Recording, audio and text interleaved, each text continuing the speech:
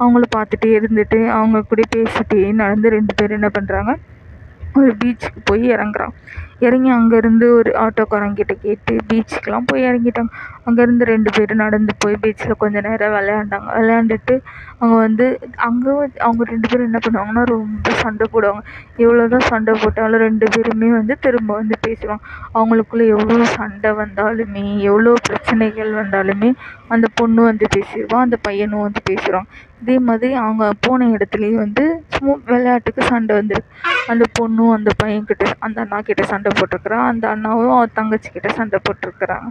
2 பேரும் சண்டை வந்ததுக்கப்புறம் என்ன பண்ணிட்டாங்க, 2 பேர்த்துக்கும் கோவம் வந்தோடனே நான் போகிறேன் அப்படின்னு சொல்லிட்டு அந்த பொண்ணு கிளம்பவும், அந்த அண்ணா கூப்பிட்டு வச்சு அவங்கக்கிட்ட சமாதானப்படுத்தி சரி வா போகலாம் அப்படின்னு சொல்லிட்டு 2 பேருக்கு அங்கேருந்து கிளம்பிட்டாங்க.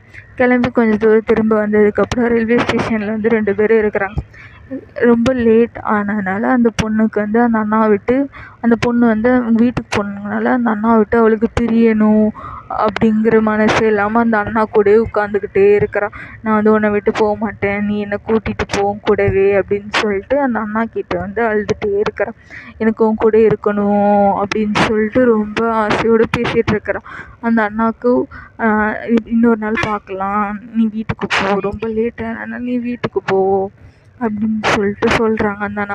அந்த பொண்ணு இல்லை, நான் உன் கூட இருக்கிறேன், நீ என் கூட இரு, நான் உன் கூட வரேன், அவங்க வீட்டுக்கு வரேன் நீ அப்படின்னு சொல்லிட்டு என்னென்னமோ பேசுகிறான்.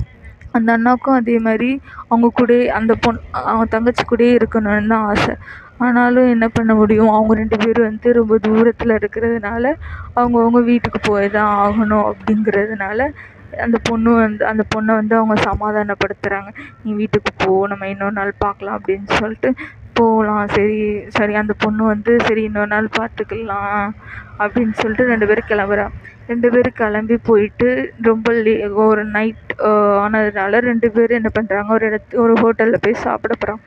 சாப்பிட போனதுக்கப்புறம் அந்த பொண்ணுக்கு அந்த பொண்ணும் அந்த பையனும் சாப்பிட்டுட்டு இருக்கிறப்ப அந்த அண்ணா அந்த தங்கச்சிக்கு ஊட்டி விடுறாங்க. ஊட்டி விட்டு 2 பேரும் உட்காந்து வீடியோ எடுத்துக்கிறாங்க. 2 பேரும் ஜாலியாக பேசிட்டு அப்படியே 2 பேரும் நடந்து அவங்க வீட்டுக்கு போயிட்டாங்க. போனதுக்கப்புறம் அந்த பொண்ணுக்கு ஒரு saree gift பண்ணாங்க. அந்த பொண்ணுக்கு ரொம்ப ஹாப்பி ஆயிடுச்சு. ஏன்னா அவங்க ஃபஸ்ட் டைம் அப்போ தான் பார்க்குறாங்க. அப்போது அந்த பொண்ணுக்கு saree கொடுத்ததில் அவள் ரொம்ப ஹாப்பியாக வீட்டுக்கு போனான். போனதுக்கப்புறம் சரி அதுக்கப்புறம் அந்த அண்ணாவும் என்ன பண்ணிட்டாங்க, அவங்க ஊருக்கு போகிறதுக்காக கிளம்பிட்டாங்க.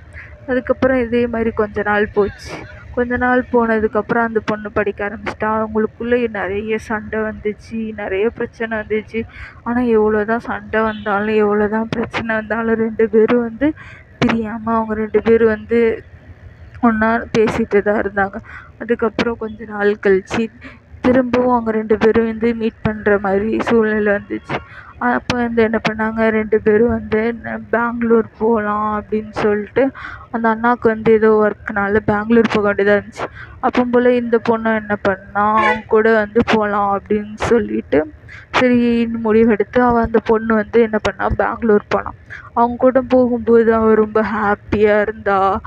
நம்ம அவங்களோட யாருமே தேவையில்லை, அவங்க நல்லா பார்த்துக்கிறாங்க அப்படிங்கிற ஒரு மைண்ட் செட்டில் அந்த பொண்ணு என்ன பண்ணா, அந்த பையன் கூட போனான். அவளுக்கு அவ்வளோ ஹாப்பி.